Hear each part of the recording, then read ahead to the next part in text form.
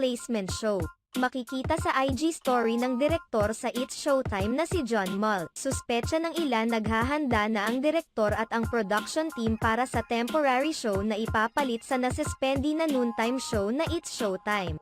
Matatandaan noong 2010, ang Magpasikat, ang pansamantalang pumalit sa It's Showtime matapos itong masuspende ng 20 days. May posibilidad na ibabalik ulit ang programang Magpasikat para pamalit sa It's Showtime.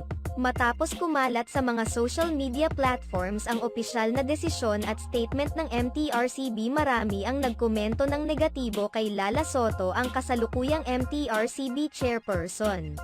Ayon sa MTRCB board members, there is a committee which takes care of complaints and issues.